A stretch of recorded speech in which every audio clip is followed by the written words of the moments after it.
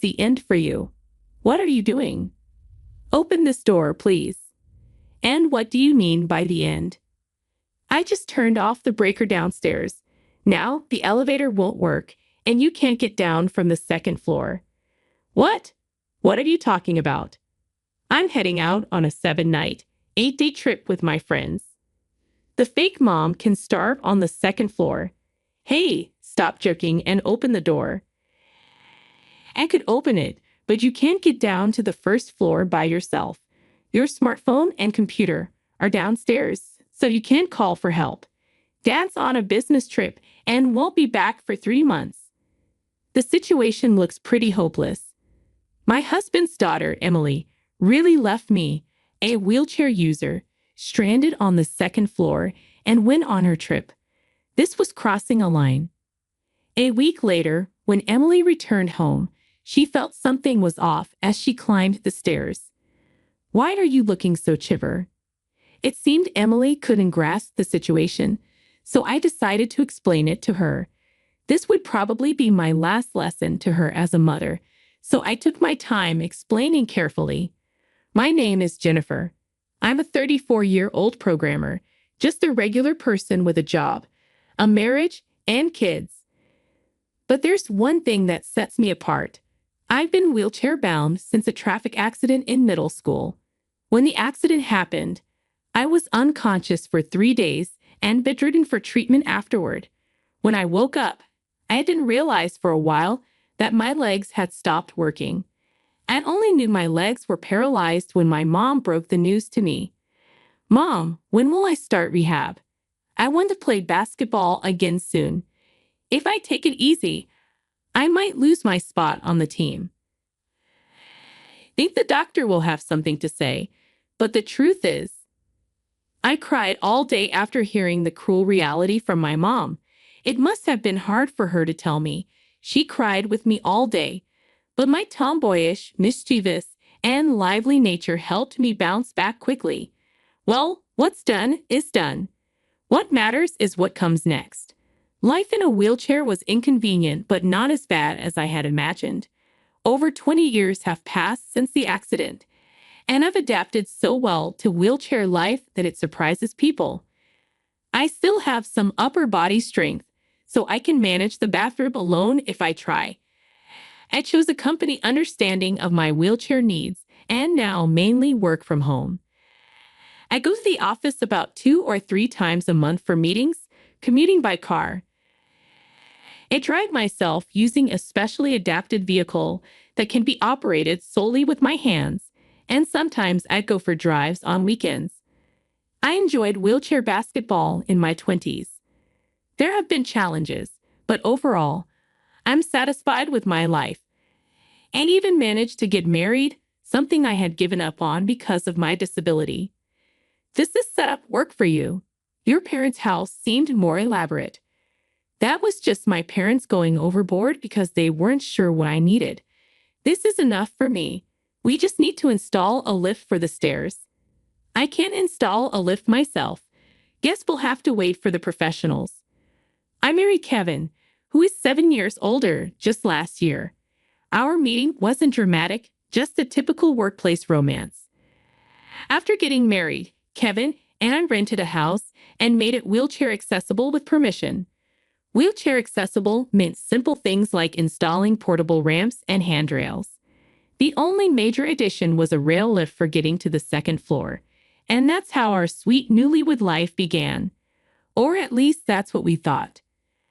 I'm home, Jennifer. What's for dinner? Weren't you with your mom today? Didn't you eat anything there? She said she had some errand and left early. Oh dear, you should have told me. If you needed dinner, I always say that. Am I sorry about that? My husband, Kevin, is a divorcee with a child, but his daughter, Emily, is already an 18-year-old college student. I've known her since before we got married, and we have a good relationship. She calls me Jennifer. Emily also gets along well with Kevin's ex-wife, Mindy, meeting her sometimes and distinguishing her as mom. Despite potential issues like my disability or the dynamics with Emily, I felt joy that our family life started without any trouble. But unbeknownst to me, Seeds of trouble were growing behind the scenes. A year into our marriage, Emily, who had been friendly, became increasingly distant, now barely conversing. "Welcome back. Do you want dinner?" "No, I don't." Upon returning home, Emily would go straight to her room on the second floor, hardly coming out. It's hard for me to go upstairs without the lift, so my life is centered around the first floor. I only go upstairs about once a month to retrieve clothes or items from the storage room. For Emily, avoiding me, the second floor is a convenient refuge. I have no idea why my daughter has become distant towards me. I've even discussed this with my husband. Did I do something to make Emily dislike me? You can't think of anything, right? No, nothing at all.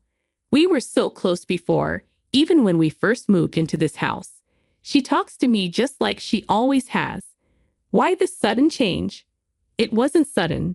It started about a month after moving in here. Maybe living with me made her upset? Probably not.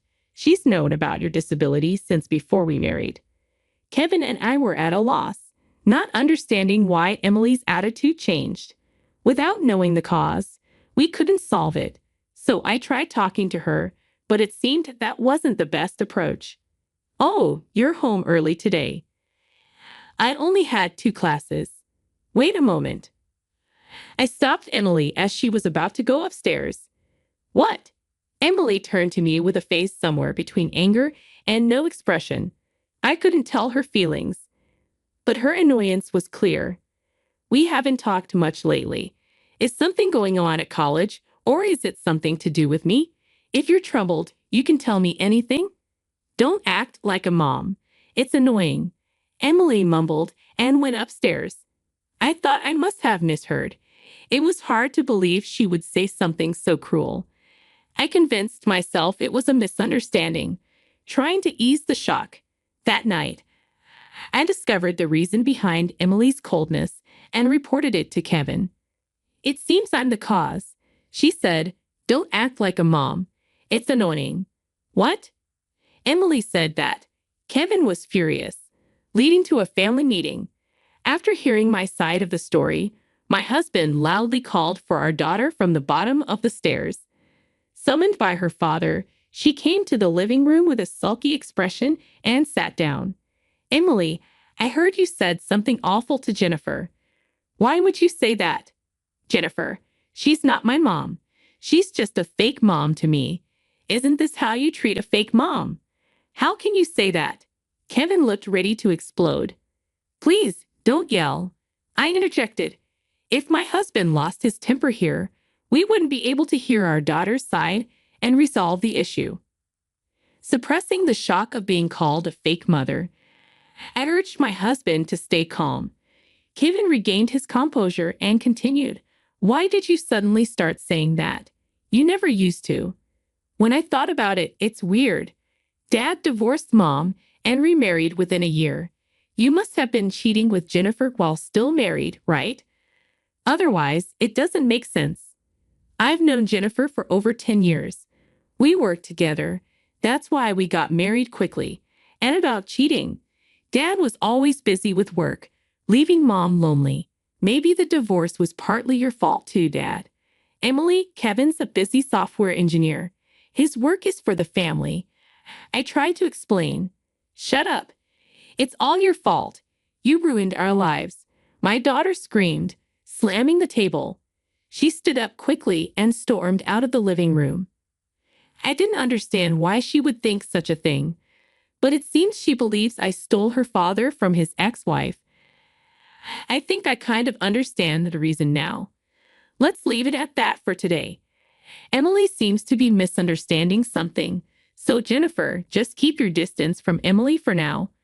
I'll clear up her misunderstanding. I decided to trust my husband's words and leave it to him. However, despite his attempts to clear up our daughter's misunderstanding, she was no longer willing to listen. "Why are you so cold to your mom? How long are you going to stick with that fake mom nonsense? Just get a divorce already. What do you dislike so much? It's her very existence." The fake mom. When my husband talked to our daughter, She would confront me when he wasn't looking. You told Dad to talk to me again, didn't you? Don't get too comfortable just because you have him on your side. That's not true. How can I believe anything from you who stole Dad from Mom? My daughter kicked the laundry I had folded. With my mobility issues, it was a struggle to pick up the clothes that were kicked out of my reach. Knowing this, she deliberately kicked the pile from the bottom to make the clothes fly further. Watching the scattered laundry, she seemed satisfied and went upstairs. While I picked up what I could reach, my husband would scold our daughter, who would then take it out on me. This pattern had become the routine. To resolve my daughter's misunderstanding, we needed to keep talking, so this cycle would likely continue. However, just when I was preparing to keep dealing with my daughter patiently, my husband's long business trip was unfortunately scheduled. I'm sorry to leave you two alone while this is still unresolved. It's work, so it can't be helped. Maybe the company thinks it's okay because I'm too tough. Maybe I should be the one apologizing to you. It's okay if resolving things with Emily gets pushed back 2 or 3 months. I sent my husband off with a smile, not wanting to worry him more than necessary. Honestly, I felt uneasy about being alone with my daughter for 3 months, but there hadn't been any physical violence, so I shouldn't be overly anxious. That's what I thought. But my daughter's behavior escalated quickly once my husband was out of the house. 3 days after he left for his business trip. Why is the picnic blanket here? Maybe Emily was using it, but she seemed to have left earlier. Decided it was okay to tidy up the picnic blanket and took it to the storage room upstairs. As I went upstairs, I heard the front door open. Is Emily back already? Curious about my daughter, but continuing to the storage room. Placed the picnic blanket inside. Suddenly, the door to the storage room slammed shut. This is the end for you. What are you doing? Open this door. It seemed I had fallen into my daughter's trap. She was holding the door from the outside, and I couldn't budge it from my wheelchair. However, the storage room door didn't have a lock. She couldn't keep holding it forever. So what did she mean by the end for me? Do you want me to open it? I'll open it soon. But first, just listen to me. I don't want to see your face, and you move surprisingly quickly for someone in a wheelchair. She locked me in the storage room to avoid any retaliation from me. Indeed, being physically trained in basketball, I could understand her caution. But apart from that, her decision wasn't very wise. Do you think I'm going to hit you? And what do you mean by the end? Just turned off the breaker downstairs. Now the elevator won't work, and you can't get down from the second floor. What? What are you talking about? I'm going on a 7-night, 8-day trip with my friends. So I'll help you in a week. Starve on the second floor. Fake mom. Hey, stop joking. Open the door. I can open it, but you can't get down to the first floor alone. Your smartphone and computer are downstairs, so you can't call for help. And Dad's on a business trip and won't be back for 3 months. The situation looks pretty hopeless. Why are you doing something so terrible? Because you stole Dad from Mom. Just get a divorce already. Then Mom can remarry Dad. She even broke up with her boyfriend thinking Dad would come back to her. If she knew about Mom's feelings, Kevin would never remarry Mindy. What do you know? Good luck surviving. The sound of hurried footsteps faded away. Emily must have run out of the house. When I opened the door of the storage room, no one was there. I stepped into the hallway and headed towards the stairs. Passing by Emily's room, I noticed a board about 8 inches high fixed at the bottom of her door. It was made so the door could be opened, but I couldn't enter the room in my wheelchair. Emily had found a clever way to trap me on the second floor while also maintaining her privacy. Reaching the stairs, I found a few pieces of bread and a bottle of water on the floor, likely a precaution to ensure I didn't starve to death. However, while I could drink tap water for hydration, The bread was clearly not enough for a week. Her intent to starve me seemed serious. This had crossed a line. I resolved to teach Emily and whoever orchestrated this situation a harsh lesson. A week later, Emily returned from her trip. I secretly observed her taking off her shoes at the entrance.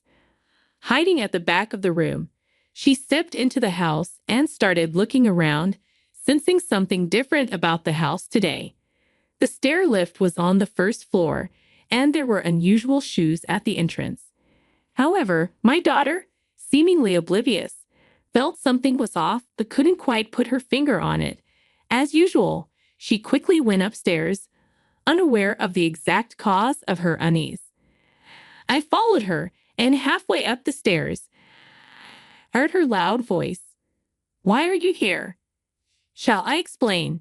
"What? How come you're looking so well?"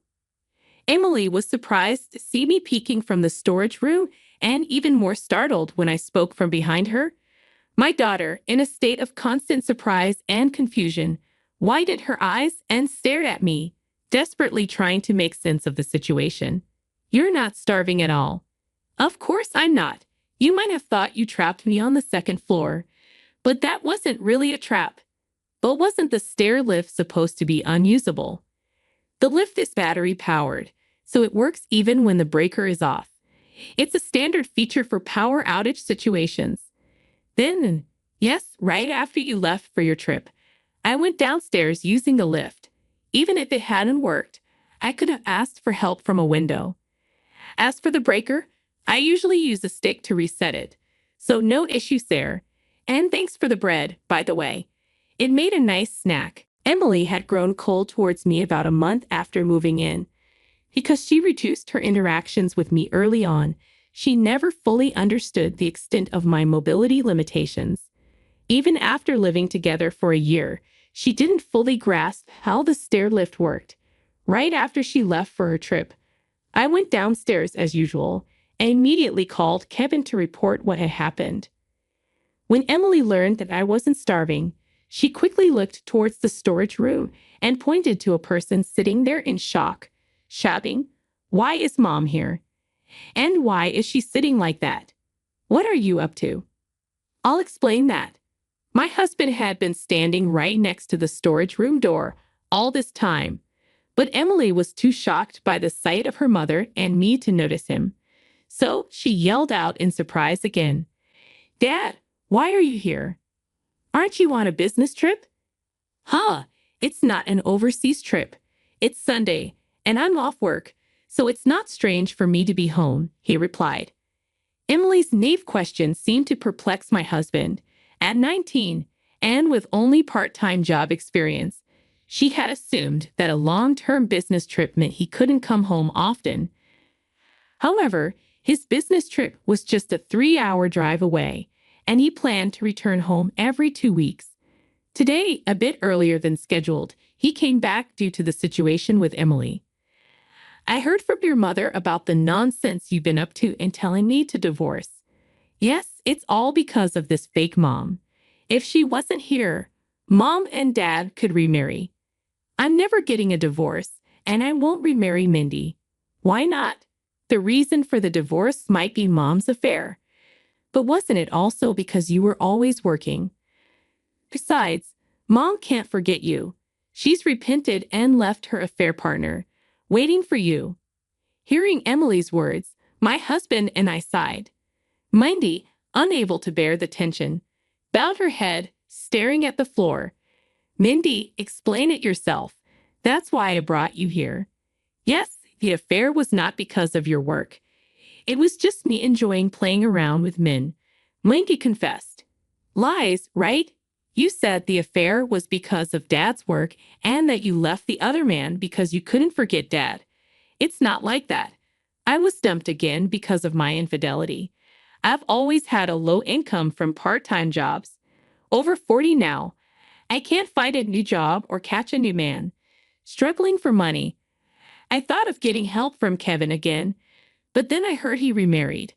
"So you fed Emily lies about me having an affair with Jennifer even before the divorce, trying to disrupt our life and set the stage for a divorce."